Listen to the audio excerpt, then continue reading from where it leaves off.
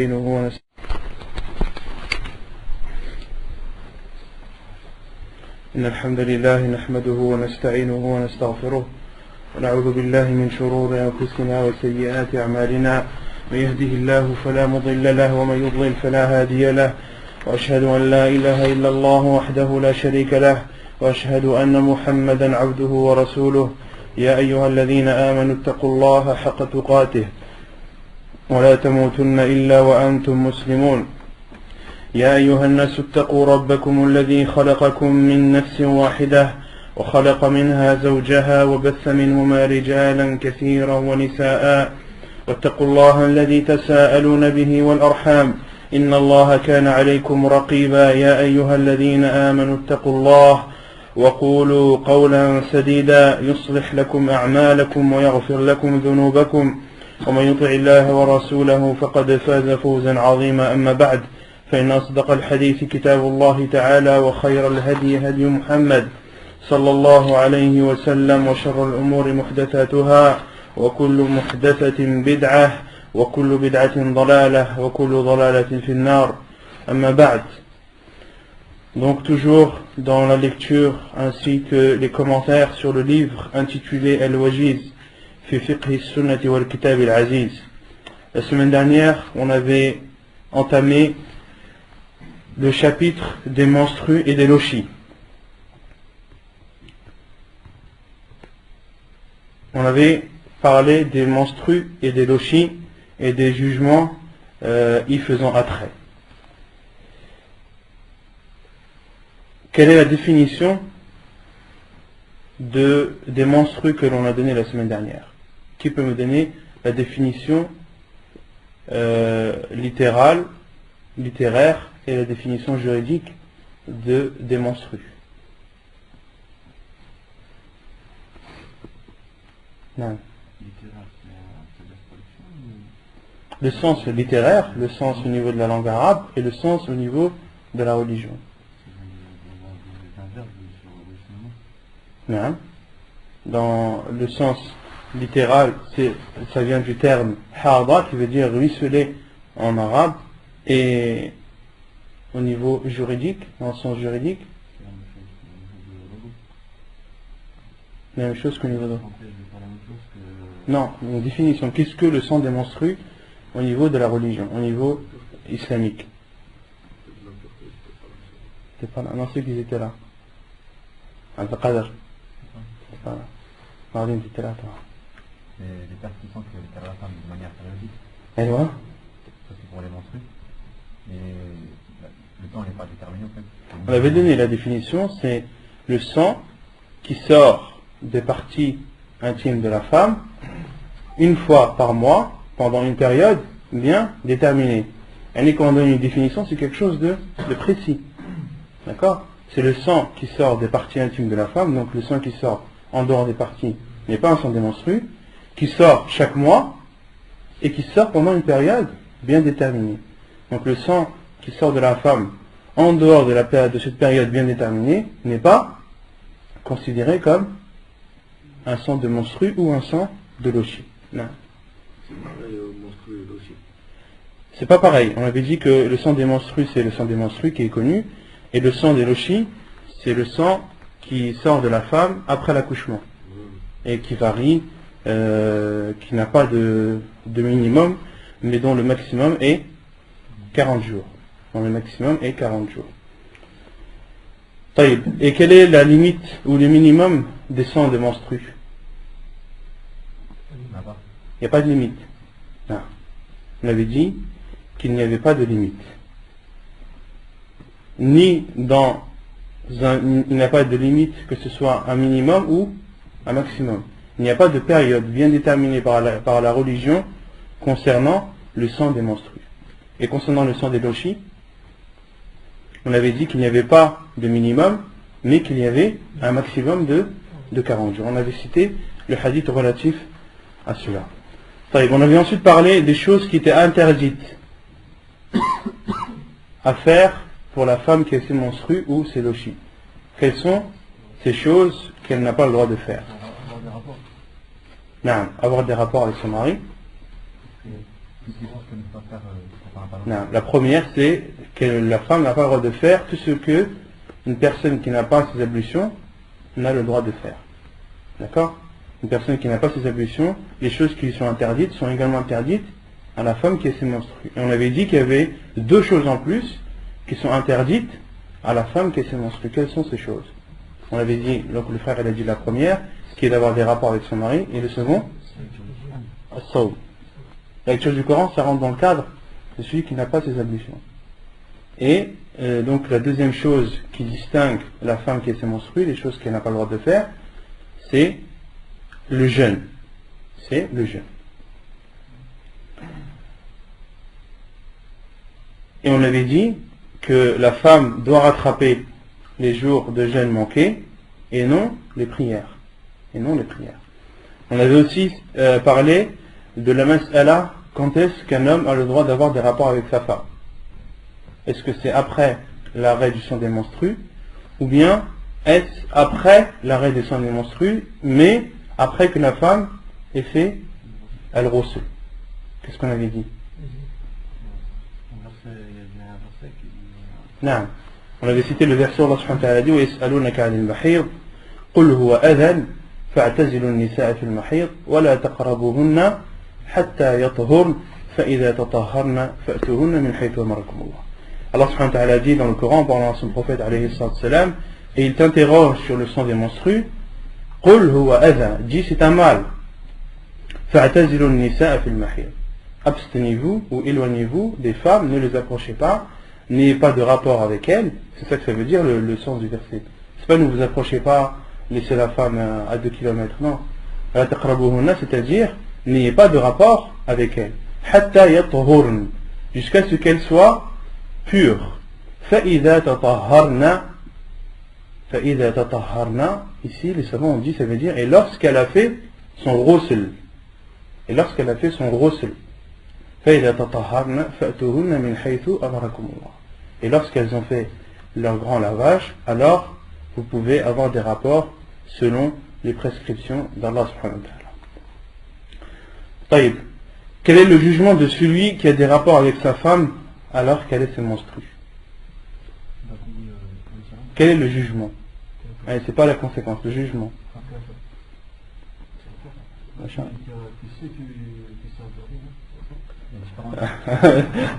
Tu me fais pas arracher là.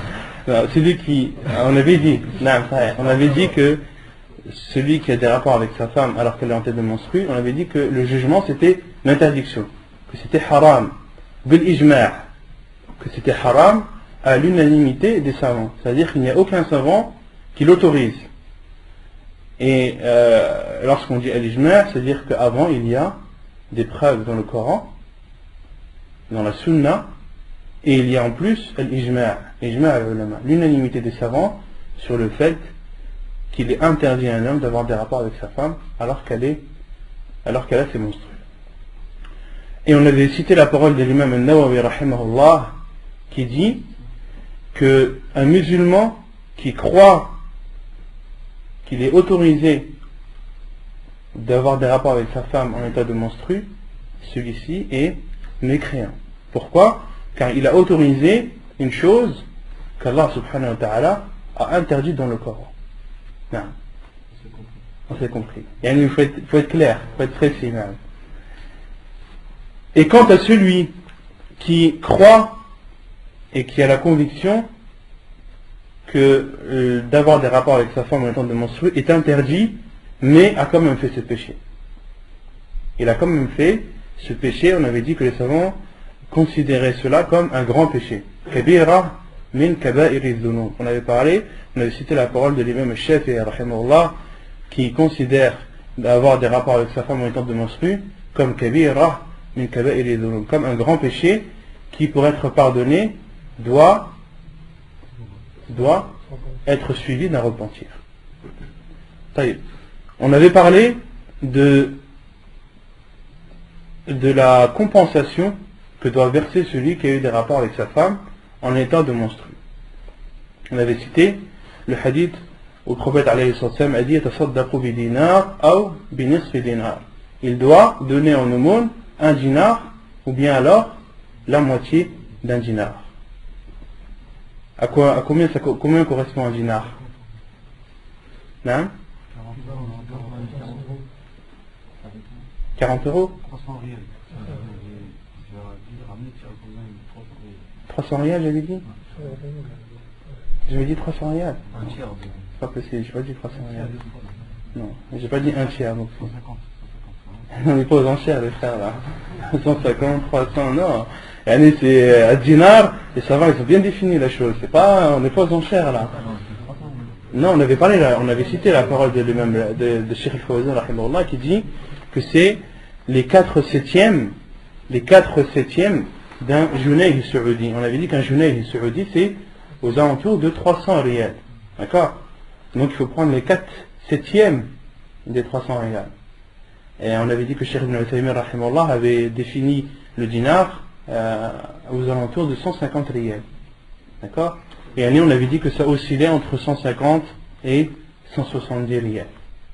Donc aux alentours de combien? Aux alentours de 40 euros. Aux alentours de 40 euros. Mais 40 euros sont justifiés. C'est 4/7 d'un junayh saoudi. Et on avait expliqué la différence, pourquoi est-ce que le prophète alayhi salam dans ce hadith a donné le choix entre un dinar et la moitié d'un dinar. Quelle explication on avait donnée? On avait donné deux explications.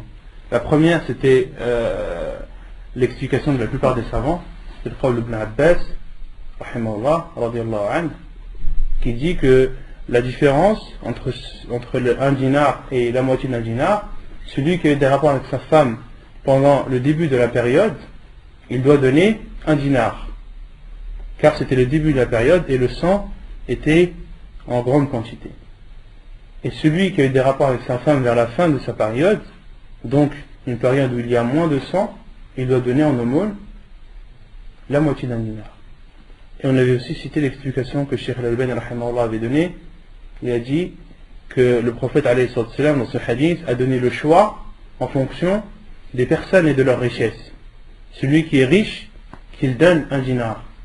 Celui par contre qui a des problèmes financiers ou qui n'a pas la possibilité, qui n'a pas beaucoup d'argent, lui, il lui est autorisé de donner la moitié d'un dinar. Taïb. Donc on continue, Inch'Allah tabaraka wa ta'ala. يقول المؤلف الاستحاضة هي دم يخرج في غير أوقات الحيض والنفاس أو متصلا بهما فإن كان الأول فواضح. Donc al-istihada, le sang que je traduis moi par le sang de l'hémorragie, c'est un sang qui sort en dehors de la période des menstrues et des lochis, ou bien qui est collé à cette période.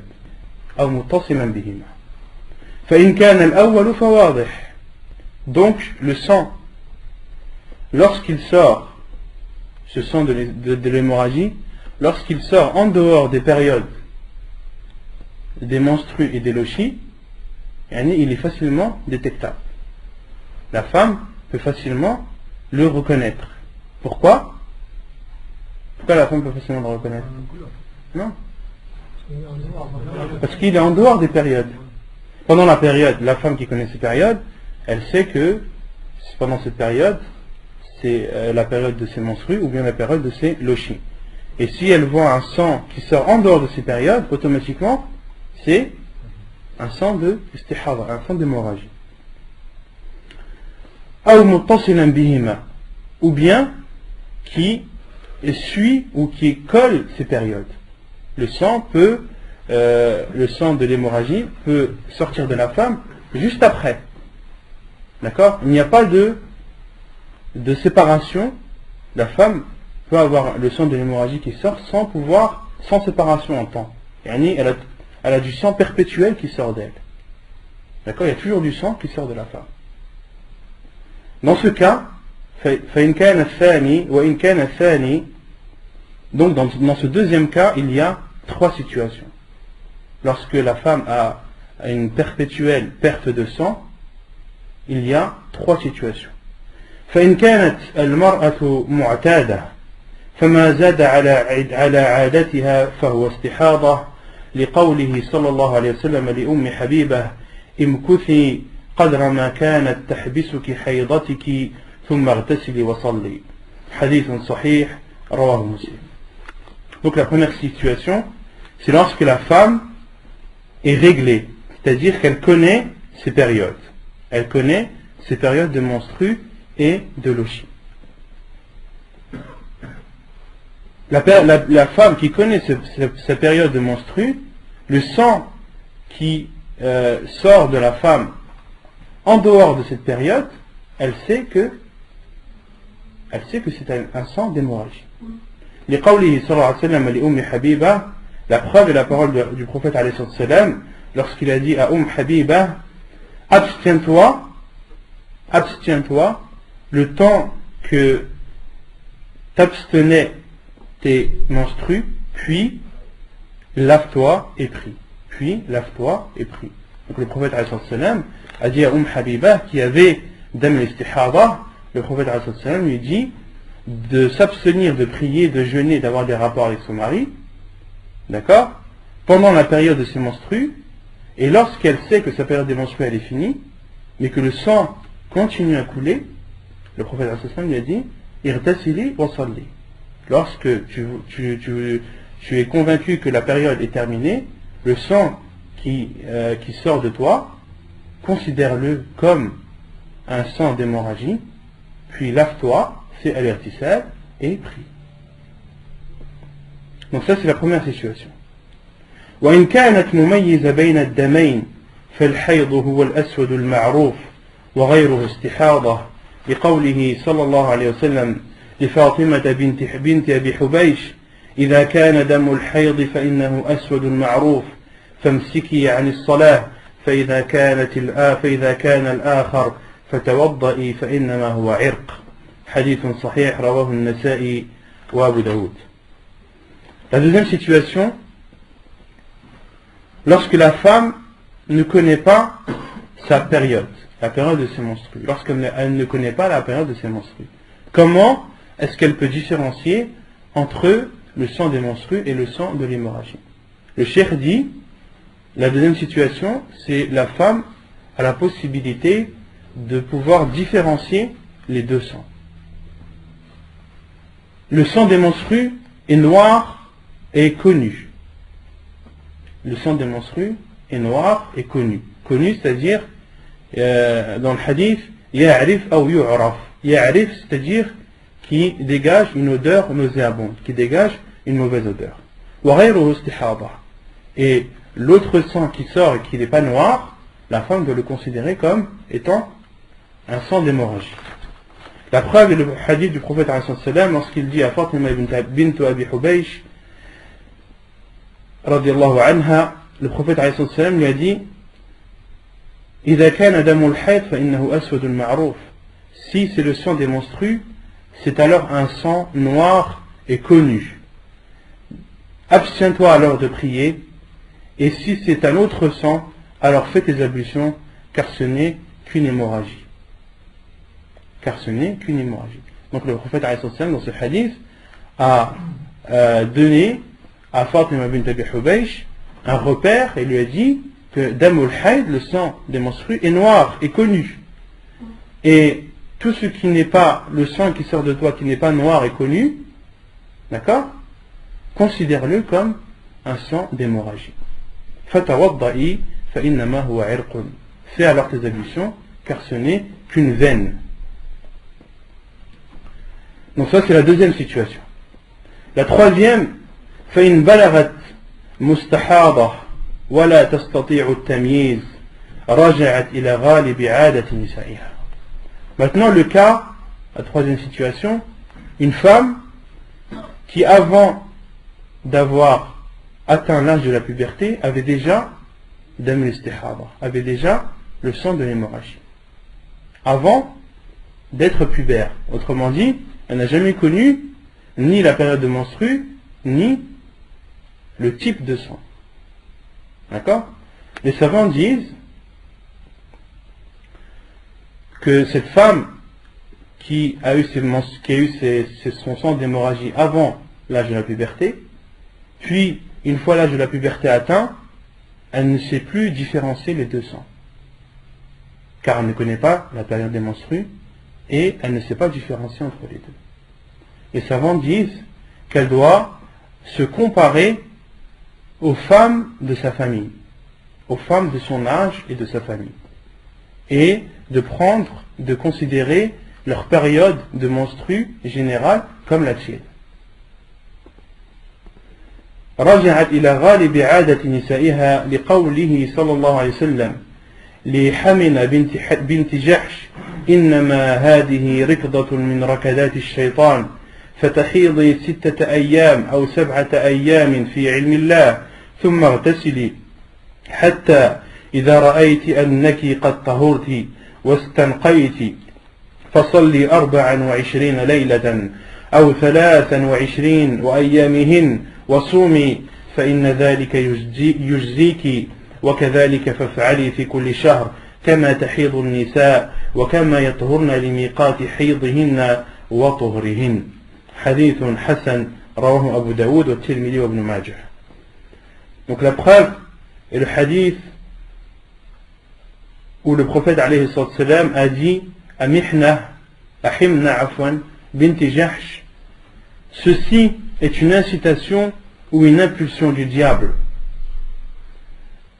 فتحيضي 6 أيام أو 7 في علم الله.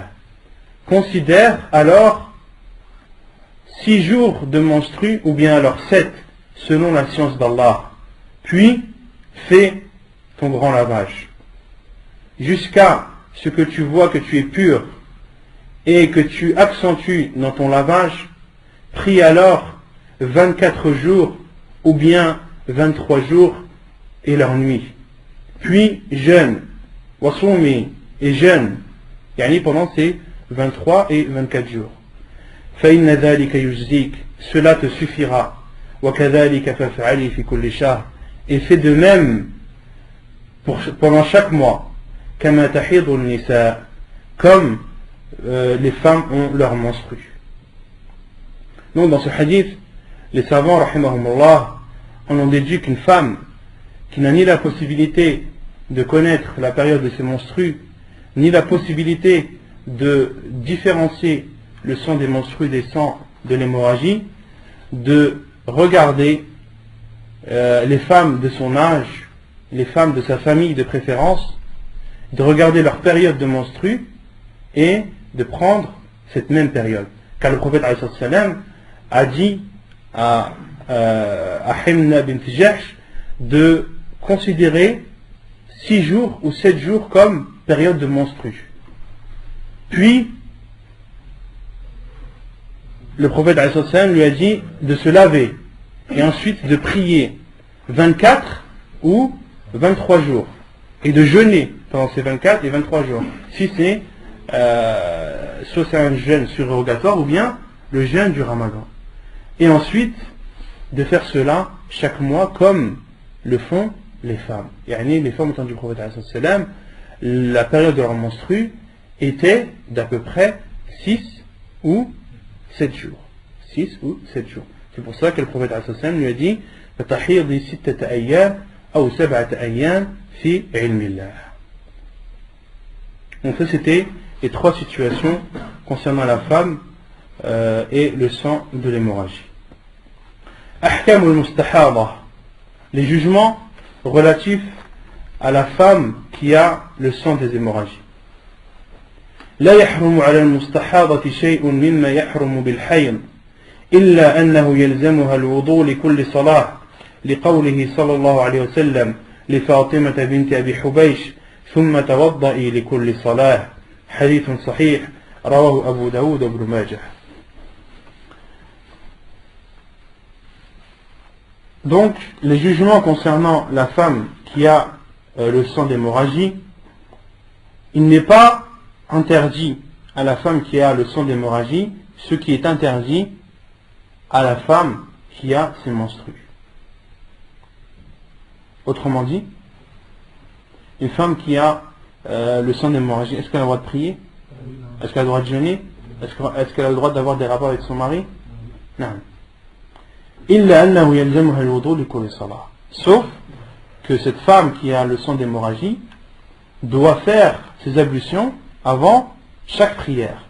La preuve est le hadith du prophète alayhi salam lorsqu'il a dit à Fatima bint Abi Hubaysh ثم توضئي لكل صلاة. Puis fais tes ablutions avant chaque prière. Puis fais tes ablutions avant chaque prière. Ces ablutions sont surérogatoires ou obligatoires? Obligatoires.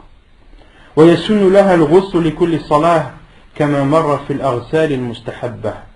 Et il est également légiféré à la femme de faire al-ghusl, le grand lavage, avant chaque prière, comme cela a été vu précédemment. Qu'est-ce qu'on a vu précédemment? Non. Non, on avait dit que l'avis du cheikh était que la femme, qu'il était préférable à la femme de faire al-ghusl avant chaque prière. On avait cité la parole d'autres savants qui, comme Cheikh Ibn Uthaymin, Cheikh Al-Fawzan, qui disent que la femme, il lui est préférable de faire al-ghusl avant chaque prière à condition de les regrouper. Car on avait dit que la femme qui a le sang de l'hémorragie a le droit de regrouper ses prières, a le droit de faire al-jam' bayna al-dhuhr wal-'asr bayna al-maghrib wal-'isha. On avait cité le hadith. On avait cité le hadith. Non, on avait cité le hadith du prophète sallam où il était légiféré à une femme qui s'est menstruée de faire al-jam', de rassembler les prières de Dhuhr et de l'Asr, de l'Maghrib et de l'Isha, et de prier le Fajr. Et Cheikh Ibn Uthaymin rahimahullah dit que de dire à une femme de faire al-ghusl avant chaque prière, autrement dit de faire 5 ghusl, cela est une contrainte. C'est une contrainte pour la femme. Le hadith, lorsqu'il parle de l'ghusl, il parle de l'jam' en même temps. C'est-à-dire la femme qui veut faire al-ghusl, le grand lavage, elle doit également faire al-jam', rassembler les prières. Et en rassemblant les prières, la femme ne fera que 3 lavages au lieu de 5. Non, c'est préférable. Al-ghusl, dans tous les cas, il est préférable et non obligatoire. Non. Si elle fait le dos, elle peut jma'. Elle n'est pas obligée de jma' pour faire le ghusl. Non, ce sont deux choses différentes. Pas de questions? Donc là, on a fini le livre de la purification, Kitab al-Tahara, et on va entrer, Inch'Allah, maintenant, on va entamer le livre de la prière, Kitab al-Salah. Al-Salah, donc la prière, comme on avait dit la semaine dernière et dans les cours précédents, lorsqu'on entame un nouveau chapitre, il est préférable de donner la définition des termes qu'on utilise. Quand là on rentre dans le livre de la prière, il est bien de savoir qu'est-ce que le mot prière signifie, tant au niveau de la langue arabe qu'au niveau juridique. D'accord? As-salat lughatan huwa ad-du'a. La prière, son sens littéraire, son sens au niveau de la langue arabe, ça signifie l'invocation. Qui connaît la preuve? Qui peut m'apporter une preuve dans le Coran que as-salah, ça veut dire ad-du'a?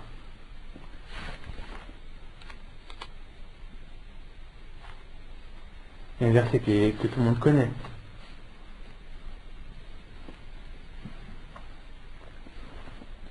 Personne? Inna Allaha wa malaikatahu salluna ala an-nabi ya ayyuha alladhina amanu sallu alayhi wa sallimu taslima. والله سبحانه وتعالى dit إن الله وملائكته يصلون على النبي يا أيها الذين آمنوا صلوا عليه وسلموا تسليما. Ô vous qui avez cru, صلوا عليه, priez sur lui, c'est-à-dire invoquez pour lui. وسلموا تسليما, et saluez-le de la meilleure des façons. Il y a un autre verset où Allah subhanahu wa ta'ala cite le mot salah comme dans le sens de dua, où Allah subhanahu wa ta'ala dit à son prophète alayhi salam: خذ من أموالهم صدقة تطهرهم وتزكيهم بها وصل عليهم. Allah subhanahu wa ta'ala dit à son prophète alayhi salam: خذ من أموالهم, prends de leur argent. Argent de qui? Des riches. خذ من أموالهم صدقة تطهرهم. Prends de leur argent une aumône qui les purifiera. وتزكيهم بها, et qui les purifiera. وصل عليهم, et fais des invocations pour eux. Et fais des invocations pour eux. Donc la preuve que as-salah, au niveau de la langue arabe, ça signifie l'invocation. واصطلاحا, et au niveau religieux, le sens religieux, qui connaît la définition de la prière.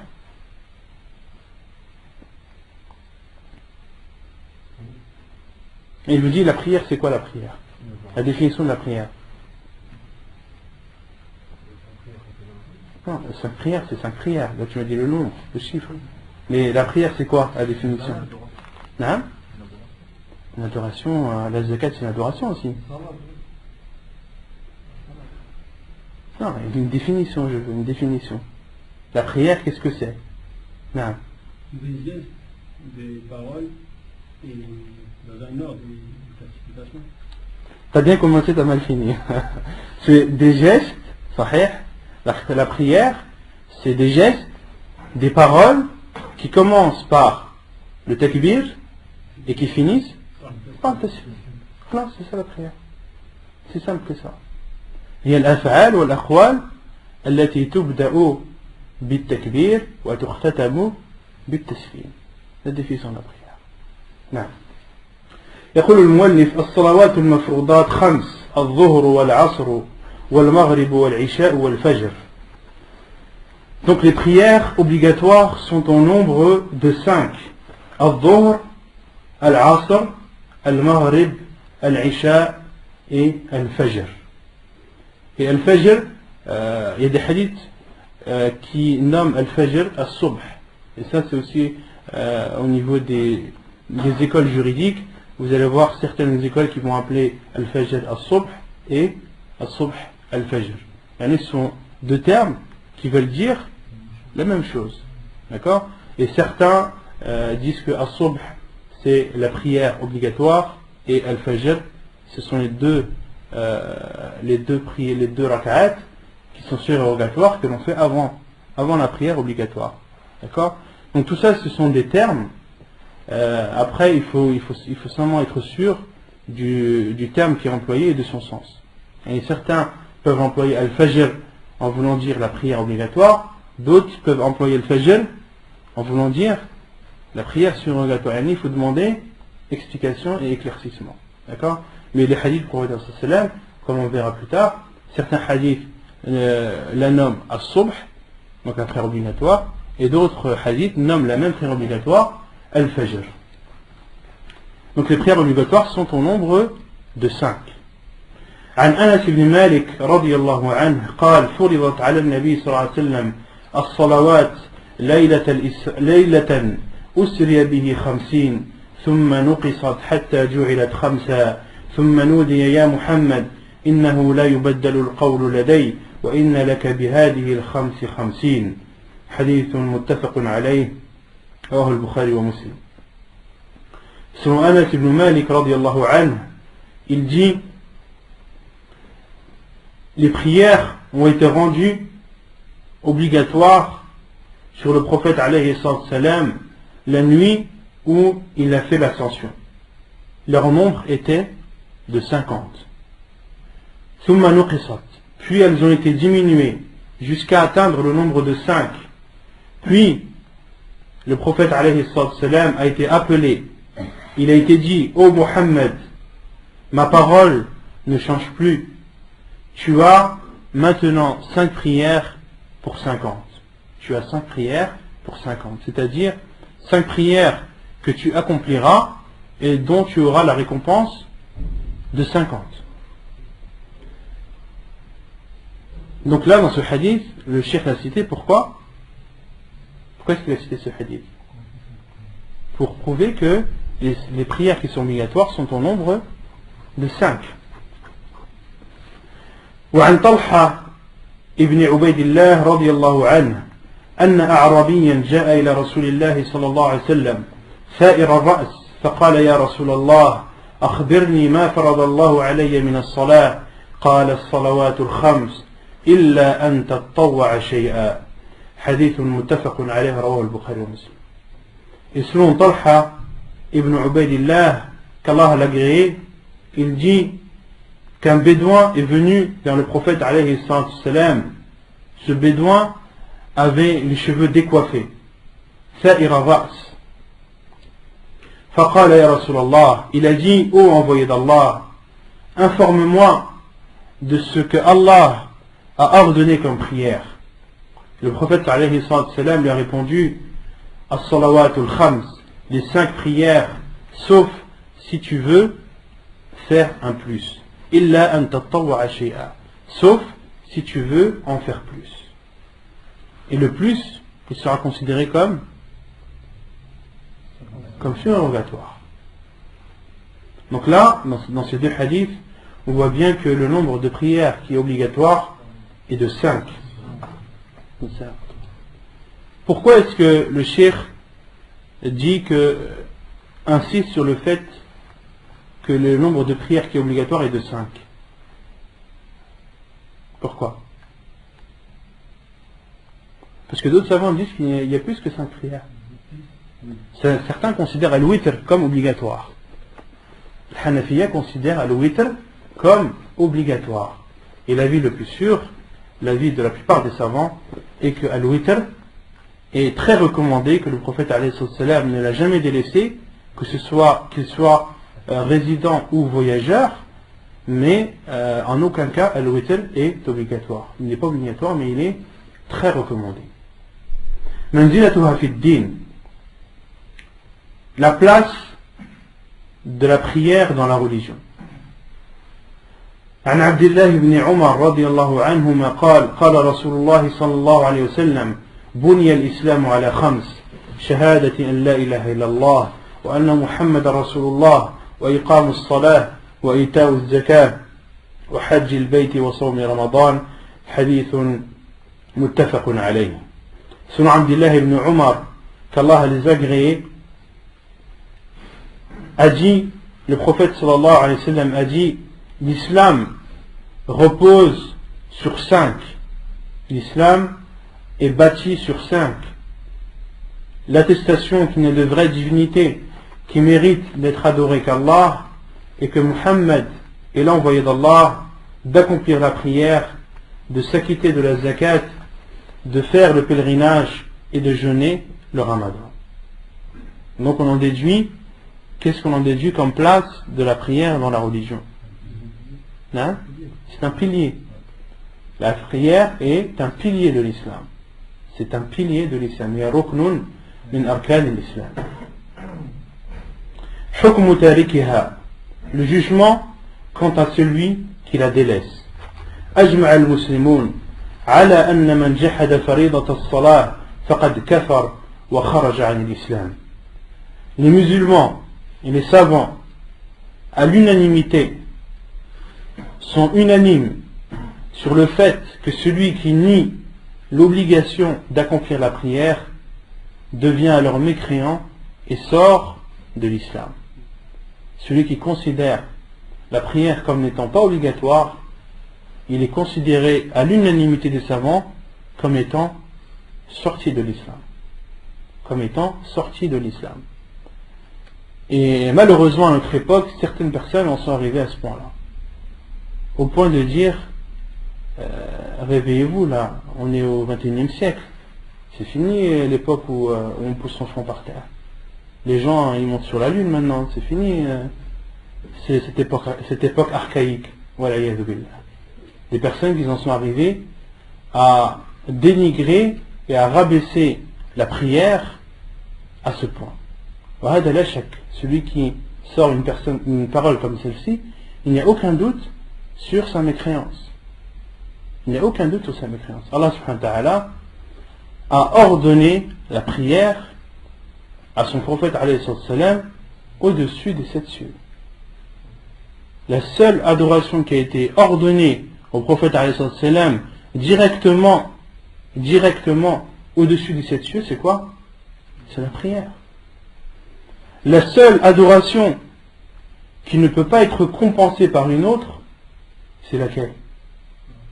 Salat. Celui qui est malade, celui par exemple qui est pauvre, est-ce que la zakat lui est obligatoire? Non. Celui qui est malade, est-ce que le jeûne lui est obligatoire? Celui qui ne peut pas jeûner, qu'est-ce qu'il fait? Il nourrit un pauvre. D'accord? Il y a une compensation. Celui qui n'a pas les moyens d'aller au pèlerinage, est-ce qu'il y a une compensation derrière? Non. Par contre, la prière, celui qui a un souffle de vie, qui a sa raison, il doit faire sa prière. Celui qui ne peut pas faire les ablutions avec de l'eau, qu'il fasse at-tayammum. Celui qui ne peut faire ni les ablutions, ni at-tayammum, qu'il prie sans ablution. Celui qui peut prier debout, il doit prier debout. Celui qui ne peut pas prier debout, qu'il prie assis. S'il ne peut pas prier assis, qu'il prie allongé. S'il ne peut pas prier, il ne peut pas bouger sa tête, il bouge ses yeux. S'il ne peut pas bouger ses yeux, il prie comme dans l'état où il est. À partir du moment où il a encore un souffle de vie et qu'il a sa raison, la prière lui est obligatoire. Dans tous les cas. Il n'y a rien qui la remplace. La prière, rien ne la remplace. Pour montrer l'importance qu'a cette prière dans notre religion. طيب لكنهم اختلفوا في من ترك الصلاة مع اعتقاده وجوبها. Et là où il y a la divergence entre les savants, c'est quant à celui qui délaisse la prière tout en étant convaincu et en ayant la conviction et la foi que cette prière est obligatoire. Mais malgré le fait qu'il sache que cette prière est obligatoire, et l'a délaissée, c'est là où il y a une divergence des savants. وسبب الخلاف أحاديث جاءت عن رسول الله صلى الله عليه وسلم تسمي تارك الصلاة كافرا من غير تفريق بين الجاحد والمتهاون. عن جابر رضي الله عنه قال قال رسول الله صلى الله عليه وسلم إن بين الرجل وبين الشرك والكفر ترك الصلاة. وعن بريدة قال سمعت رسول الله صلى الله عليه وسلم يقول العهد الذي بيننا وبينهم الصلاة فمن تركها فقد كفر. حديث صحيح رواه ابن ماجه. Et la cause de la divergence sont des hadiths du prophète alayhi salatu wassalam qui nomment le fait de délaisser la prière comme étant de la mécréance, sans différencier le pourquoi du délaissement. Dans les hadiths, il n'est pas stipulé pourquoi la personne a délaissé. Est-ce qu'elle a délaissé par fainéantise ou est-ce qu'elle l'a délaissé en reniant son obligation? Les hadiths du prophète sont généraux, sont globaux. Parmi ces hadiths, le hadith de Jabir radiallahu anhu, qui dit que le prophète sallallahu alayhi wa sallam a dit il y a entre l'homme et la mécréance le délaissement de la prière. Il y a entre l'homme et la mécréance le délaissement de la prière. Donc la limite, la chose qui sépare l'homme et la mécréance, c'est le délaissement de la prière. Hadith rapporté par Muslim et Abu Daoud. Et le second hadith, hadith Buraïda, qui dit j'ai entendu le prophète sallallahu alayhi wa sallam a dit dire le pacte qu'il y a entre nous et eux, c'est-à-dire entre nous et les mécréants, la prière. Le pacte qu'il y a entre nous et eux est la prière. Celui qui la délaisse a alors mécru. Celui qui la délaisse a alors mécru. لكن الراجح من أقوال العلماء أن المراد بالكفر هنا الكفر الأصغر الذي لا يخرج من الملة جمعا بين هذه الأحاديث وأحاديث أخر. Et ensuite le cheikh dit mais l'avis le plus fort, l'avis le plus probable parmi les avis des savants, c'est que le kufr, la mécréance qui a été citée dans les hadiths, dans les hadiths précédemment cités, signifie la petite mécréance. La petite mécréance qui ne sort pas la personne de l'islam. Et ceci en rassemblant les hadiths du prophète alayhi salam qui ont été précédemment cités avec d'autres hadiths. Donc les savants qui considèrent que celui qui délaisse la prière est un mécréant, leur preuve ce sont les hadiths qu'on a cités auparavant. La différence qu'il y a entre un homme et la mécréance, c'est le délaissement de la prière. Et l'autre hadith du prophète alayhi salam, le pacte qu'il y a entre nous et eux est le délaissement de la prière. Celui qui la délaisse a alors mécru. Non. Et le cheikh dit, mais l'avis le plus probable, le plus fort, c'est que la mécréance qui est citée dans les hadiths est une petite mécréance et non une grande mécréance.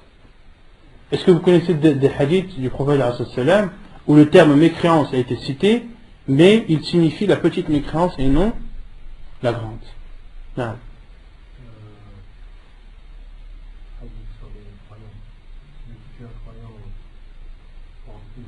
Sibabul muslim fusuq wa qitaluhu kufrun. Insulter un croyant est de la perversité, et le tuer est une mécréance. Mais tuer quelqu'un, est-ce que ça rend la personne mécréante? Non.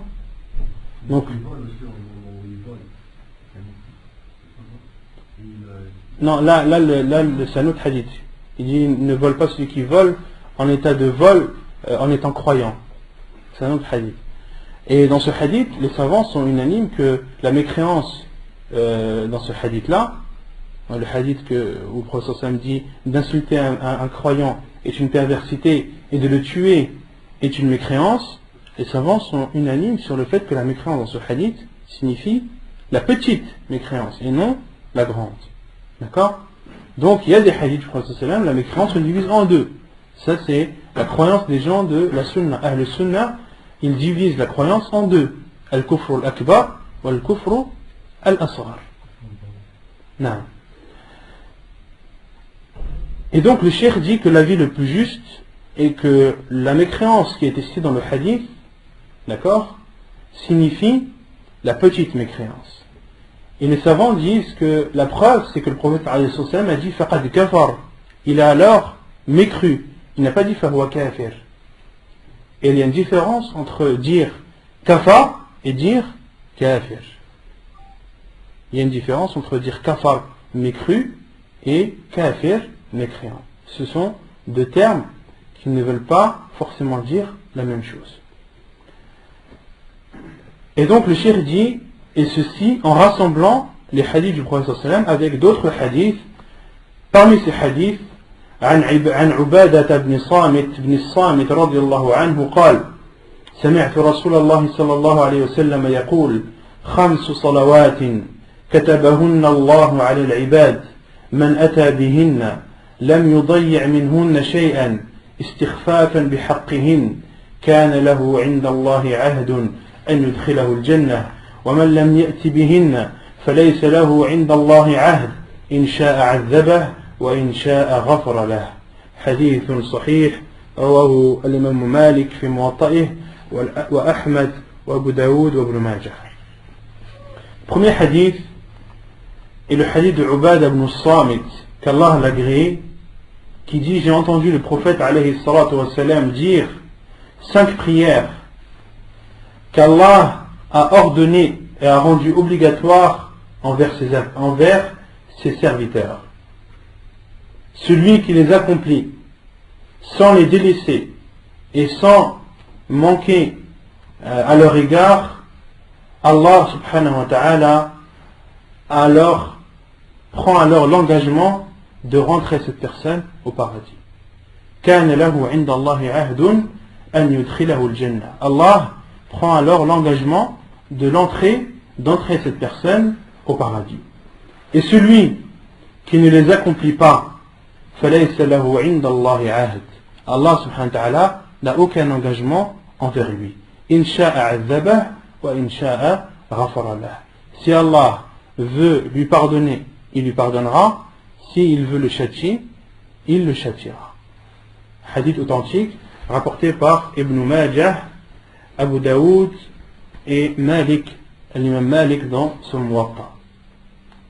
Quelle est la preuve dans ce hadith que celui qui délaisse la prière par fainéantise ou en ayant conviction de son obligation, quelle est la preuve dans ce hadith qu'il n'est pas mécréant? Non. La preuve, c'est que dans ce hadith, le prophète a dit celui qui délaisse les prières, Allah n'a aucun engagement envers lui. S'il veut, il lui pardonne. S'il veut, il le châtie. D'accord? Or, si c'était un mécréant, Allah subhanahu wa ta'ala, comme il dit dans le Coran, Inna Allah la yaghfiru an yushraka bih wa yaghfiru ma duna dhalika liman yasha. Allah ne pardonne pas à celui qui lui a associé quelqu'un ou quelque chose, mais il pardonne à toute autre personne. Qu'il veut.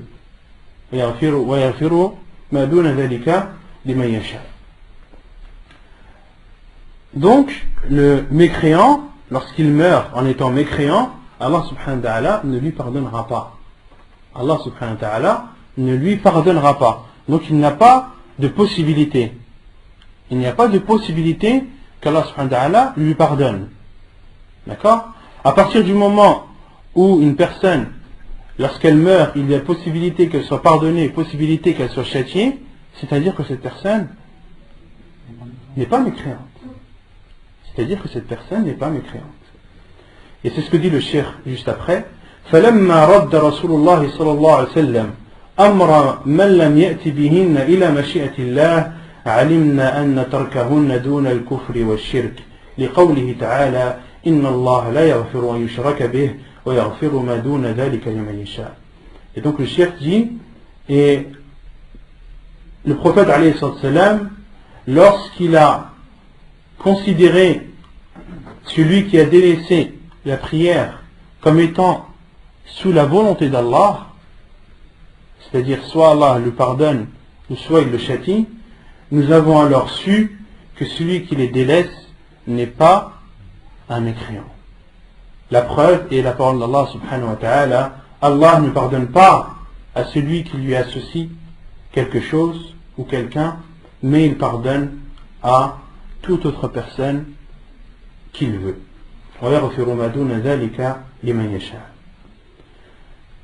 Second hadith, عن أبي هريرة رضي الله عنه قال سمعت رسول الله صلى الله عليه وسلم يقول إن أول ما يحاسب به العبد المسلم يوم القيامة الصلاة المكتوبة فإن أتمها وإلا قيل انظروا هل له من تطوع فإن كان له تطوع أكملت الفريضة من تطوعه ثم يفعل بسائر الأعمال المفروضة مثل ذلك.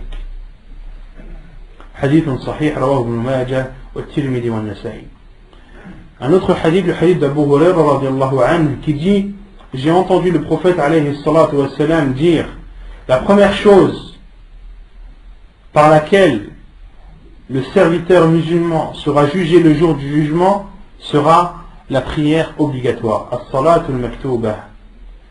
Si il l'a bien accompli, sinon on dira regardez s'il a des prières surérogatoires. S'il a alors des prières surérogatoires, complétez alors ces prières obligatoires et il sera fait ainsi avec chaque acte obligatoire similaire. Donc dans ce hadith, le prophète alayhi salam nous dit que la première chose par laquelle nous serons jugés le jour du jugement sera la prière. La prière obligatoire.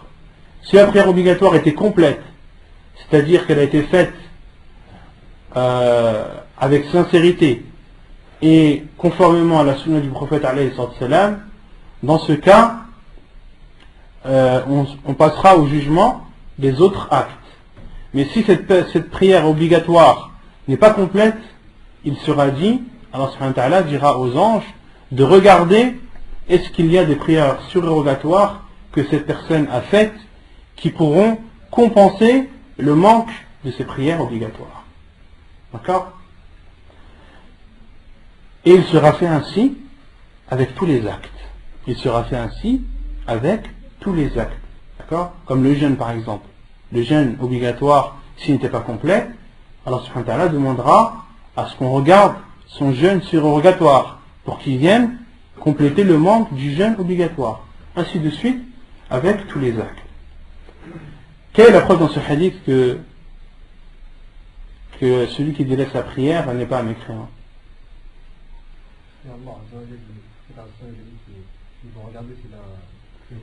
Non, la preuve c'est que le prophète alayhi salam a dit s'il l'a faite, fa in atammaha, sinon de regarder at-tatawwa. D'accord? Mais s'il ne l'avait pas faite, c'était un mécréant, il n'aurait même pas eu besoin de regarder la suite. D'accord? Il n'aurait même pas eu besoin de regarder la suite. À partir du moment où la suite, où on regarde s'il y a éventuellement des prières surrogatoires, c'est-à-dire que cette personne, elle est musulmane. D'accord? Et qu'il y a possibilité qu'elle entre au paradis. Non. Ben, le manque, ça peut être un manque total ou un manque partiel. Ben, soit la personne ne la fait pas, d'accord, ou soit la personne l'a faite ou ne l'a pas faite entièrement. On va faire 2 prières par jour, 3 prières par jour, d'accord. Le manque après, il est relatif, ça dépend. Ça peut être un manque total comme un manque partiel. Est-ce que aussi c'est par rapport à des choses qu'on devait faire, par exemple sur la prière et qu'on n'a pas fait? Ça peut être aussi en rapport à ça. Ça peut être un manque de khushu', ça peut être un manque au niveau des arcanes, des piliers de la prière. Comme de faire un ruku' comme il se doit, de faire un sujoud comme il se doit. Ça se fait compléter par un sujoud. Non, ça se fait compléter par des prières surrogatoires. Et c'est là où on répond aussi aux adeptes des épluchures, dont on avait parlé la semaine dernière, ceux qui disent que les gens de la sunna perdent leur temps à parler de futilité, de parler de ci, de ça. C'est là où on voit où les choses surrogatoires ont leur importance. D'accord? Les choses surrogatoires ont leur importance sur quoi? Parce que Yawm al-Qiyamah, elles nous serviront à compléter les manques qu'on a eu dans nos adorations et dans nos œuvres obligatoires. Non.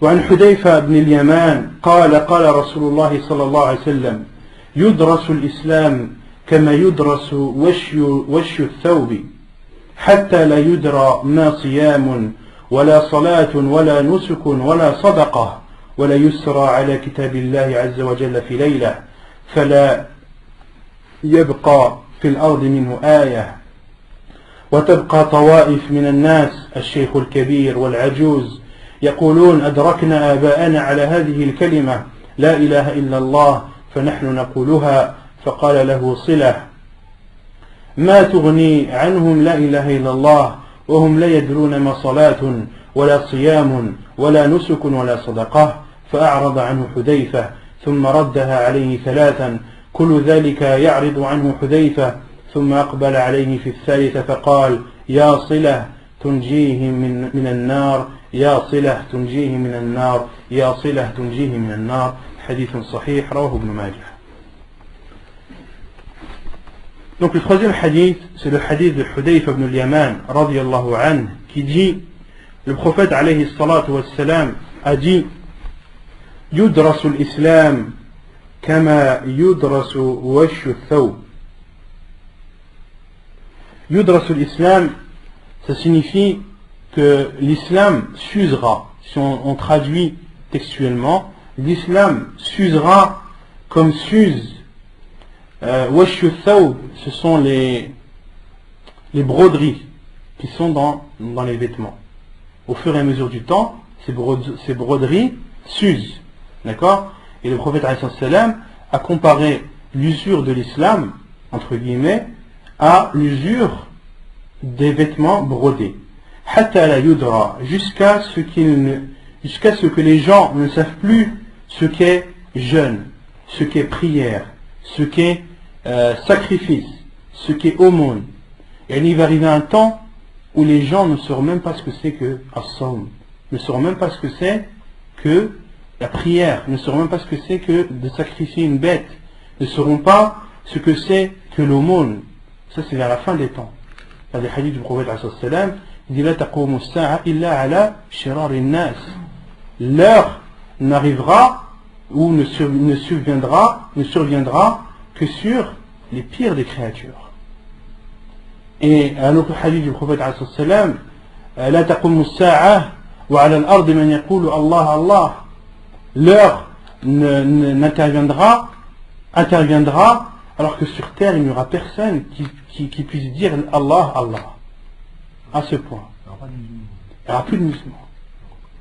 Il y aura la pire des créatures. L'heure interviendra et lorsqu'elle interviendra sur terre il n'y aura que les pires créatures. Voilà, à tel point que jeûne, les gens ne sauront même pas ce que c'est que de jeûner, ne sauront pas ce que c'est que de prier, ne sauront pas ce que c'est que de donner de l'aumône. ولا يسرى على كتاب الله عز وجل في ليلة. ولا يسرى, et le Coran sera ôté. Allah subhanahu wa ta'ala élèvera le Coran. Les gens se lèveront le matin, ouvriront les masahib et verront que n'était pas les blanches. Parmi les signes de la fin des temps, c'est qu'Allah subhanahu wa ta'ala va élever le Coran. Élever le Coran, les savants disent dans tous les sens. Les gens qui l'avaient dans leur poitrine, Allah subhanahu wa ta'ala élèvera. Ceux qui connaissaient le Coran par cœur, ils ne le connaîtront plus. Et tous les masahif, tous les Corans qui seront présents sur terre, Allah subhanahu wa ta'ala élèvera le Coran et les pages seront blanches. وَلَيُسْرَ عَلَى كِتَابِ اللَّهِ عَزَّ وَجَلَّ فِي لَيْلَةٍ فَلَا يَبْقَى فِي الْأَرْضِ مِنْهُ آيَةٌ. Il ne restera sur terre ne serait-ce qu'un verset. Il n'y aura plus aucun verset sur terre. Non. Ça prouve qu'il est préservé. وتبقى طوائف من الناس الشيخ الكبير والعجوز. Et il restera des personnes, des vieilles personnes qui diront أدركنا آباءنا على هذه الكلمة. Nous avons connu nos pères et nos mères nous les avons connus en disant cette parole La ilaha illallah fa nahnu naquluha. Et nous la disons également. Yani, à cette époque, il n'y aura que des personnes âgées qui se rappelleront que leurs parents disaient La ilaha illallah et nous on dit La ilaha illallah. Et autrement dit, il n'y a que les vieilles personnes qui diront La ilaha illallah. Les jeunes, khalas, ils auront tout oublié.